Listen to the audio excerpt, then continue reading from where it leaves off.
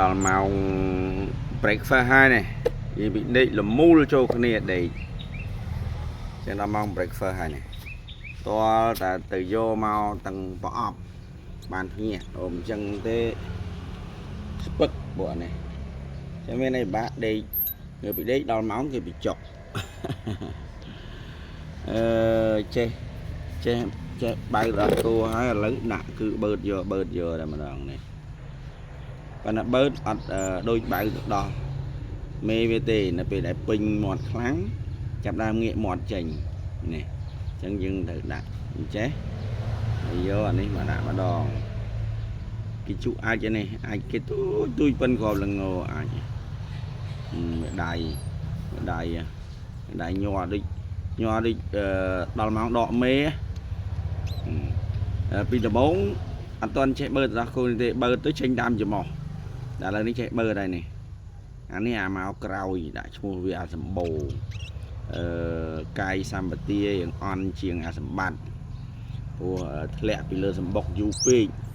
នេះអាសម្បត្តិអានេះមកមុនណាអានេះយ៉ាងរឹងមាំជាងអាសម្បូរ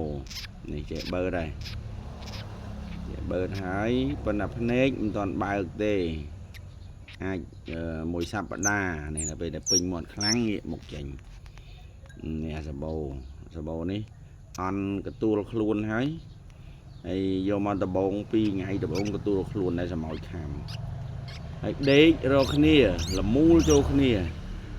បើមិនលមូលចូលគ្នាទេយំឡើងឲ្យតែលឺយំគឺដឹងថាអាហ្នឹងគឺអត់លមូលចូលគ្នាហើយនេះចេះបើដែរដល់គូអញ្ចឹងការងារបើលឹមឡើង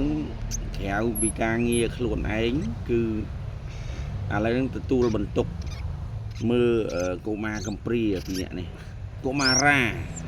ណាកុមារាទាំងពីរនឹងឯងណាព្រោះឆែកមើលទៅមានផ្លោកទាំងពីរអញ្ចឹងបានន័យថាមិនមែនកុមារីទេគឺជាកុមារាអញ្ចឹងរបបអាចចូលម្នាក់មកសារ៉ាងយកមកដំបងមកសារ៉ាង2នាក់ឥឡូវនេះចែកគ្នាដាច់ឲ្យម្នាក់មកសារ៉ាងមិនទាន់បើកភ្នែកទេ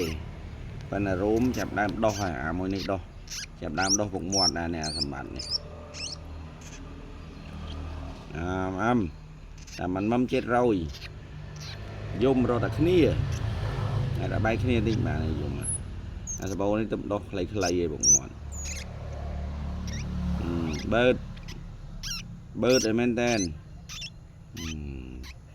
យ៉ាងណាបើអានោះ